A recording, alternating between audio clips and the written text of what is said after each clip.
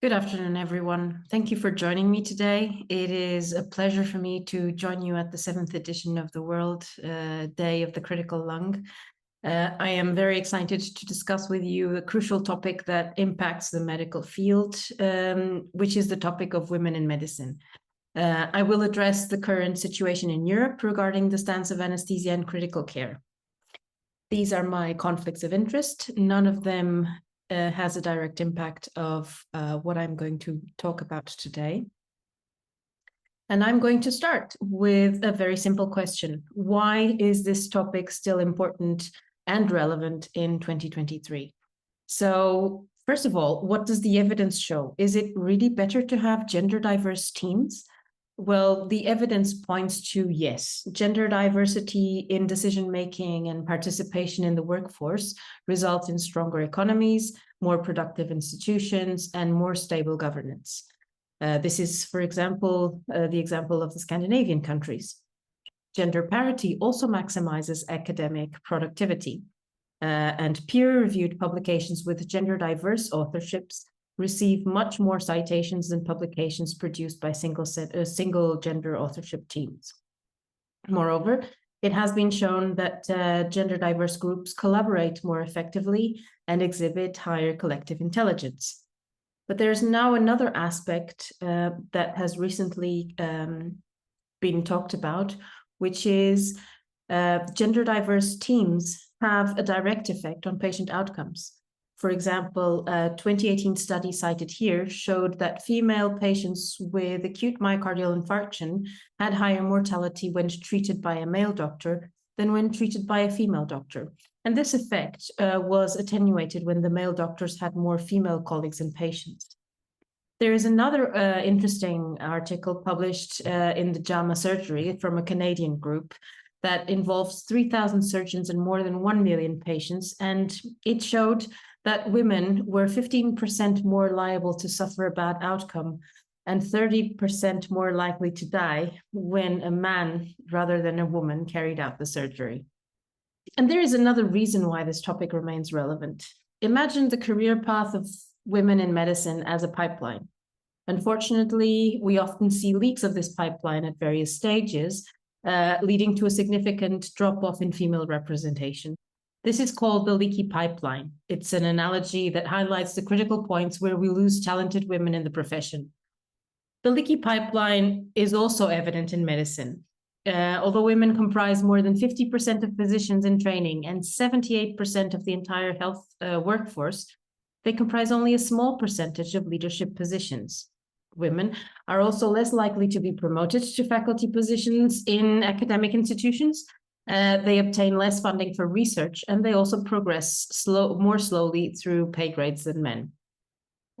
What about the current landscape? Well, 2023 has showed an interesting change. So the current landscape is changing. While we know that the majority of medical graduates in Europe are women and the representation of women significantly drops at consultant level, the situation is evolving. For example, these are the data from anesthesia of a survey that was conducted shortly before the COVID pandemic, where women represented around 60% of all European anesthesiology trainee workforce. This percentage is higher in Europe than in the USA, where women represent only 1/3 of anesthesiology trainees. What about intensive care? Well, in intensive care, we have data from 2019. These are the most recent diversity metrics from the ESICM. This is data that has been derived from the membership database that they have. And you can see that the proportion of members indicated as being female in the upper left corner seems to be increasing as time goes by. On the other hand, if we see on the right-hand side the gender breakdown of age groups, we see that in the younger stages of members, there are more females. And this also seems to be increasing. And if we see per region, we see that Europe has the least percentage of difference between males and females enrolled in the ESICM. This is just probably a metric that shows that things are changing and things are progressing in a way that lead to gender equity and gender parity.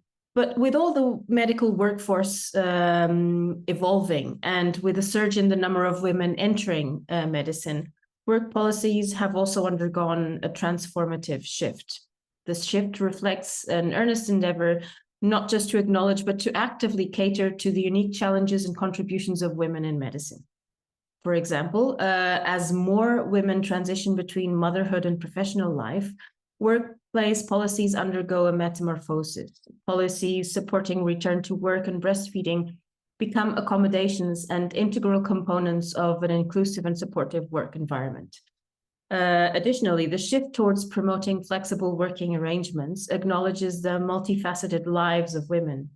It goes beyond gender, even recognizing that the universal need for a harmonious work-life balance and fostering an environment where professionals can thrive in both realms. So in the next slides, I will address some interesting publications that have been meanwhile published. So we all know that female physicians face higher infertility rates with additional challenges during the perinatal period. Night shift work during pregnancy and exposure to occupational hazards pose additional risks. And in order to evaluate the situation in Europe during pregnancy, we conducted this survey. And what we can see is that in 21% of the countries, women were entitled during pregnancy to a reduced work schedule. There were some countries that are here described that allowed for no on-call shifts during pregnancy, and women were excused from night shifts at a median of 24 weeks of pregnancy. Returning to work after maternity leave is also a critical period for women.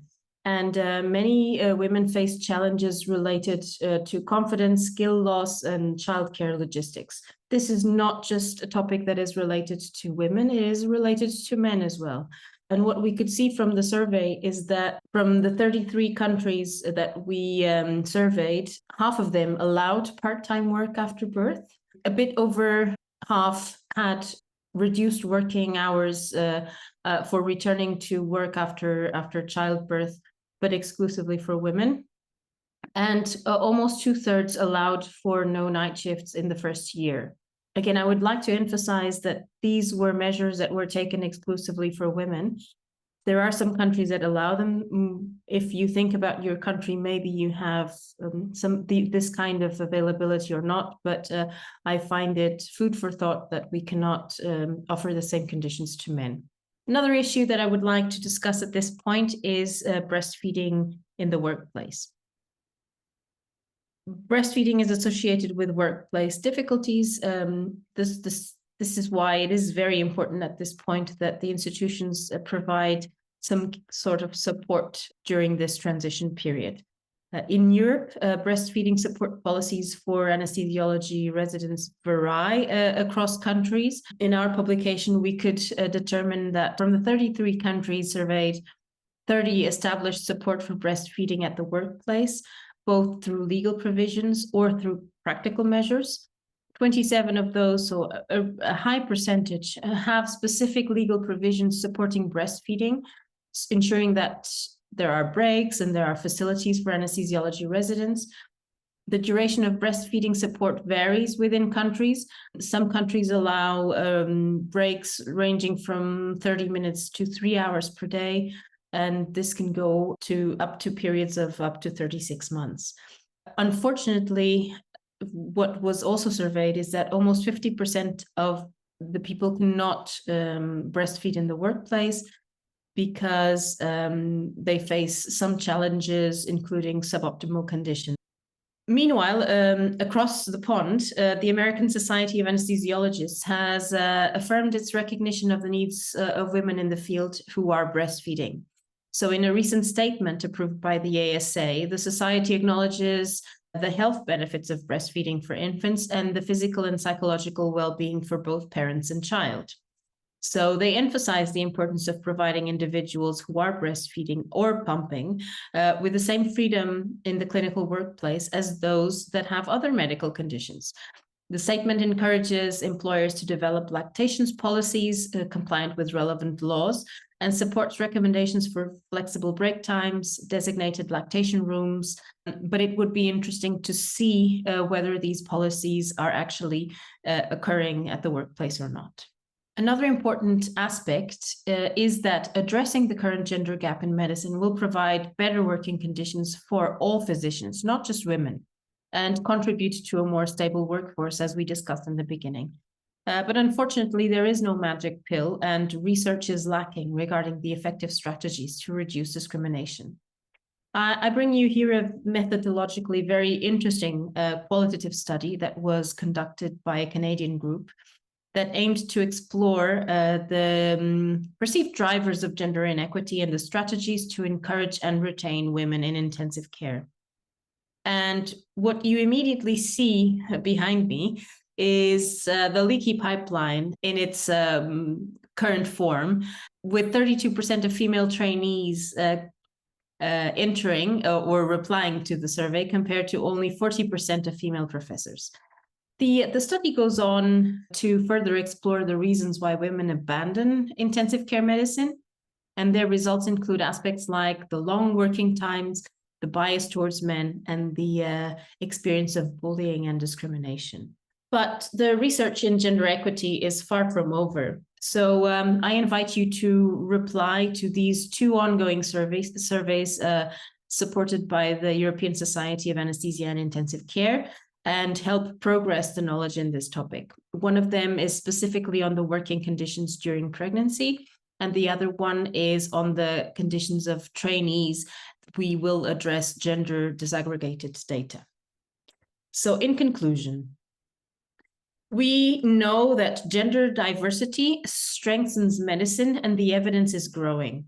It is clear that gender diverse teams lead to stronger economies, more productive institutions, and better patient outcomes. So acknowledging and fostering gender diversity is not just a matter of equity towards women, but a strategic imperative for the advancement of medicine. Addressing the leaky pipeline is essential. This leaky pipeline analogy vividly illustrates the loss of talented women at critical stages of their medical careers. So recognizing and addressing the leaks, such as biases, lack of promotions, unequal opportunities, is essential to ensure the sustained presence and progression of women in medicine. And finally, promoting equitable work policies. As more women enter the medical workforce, there is a need to transform the workplace policies, from supporting women during maternity transitions to addressing breastfeeding challenges, fostering flexibility in working arrangements, and promoting inclusivity. These policies contribute to a supportive and thriving environment for all medical professionals. And this brings me to the end of my presentation. It's crucial to be aware that gender-related challenges exist and to promote workplace practices that support the health needs of women and men equally. It's a collective responsibility to bring about a positive change. So I encourage each one of you to actively engage in discussions, foster dialogue, and work towards creating a more inclusive and equitable future in medicine and a workplace environment in your own institutions. So thank you for your time and your attention, and I look forward to any questions or comments that you may have.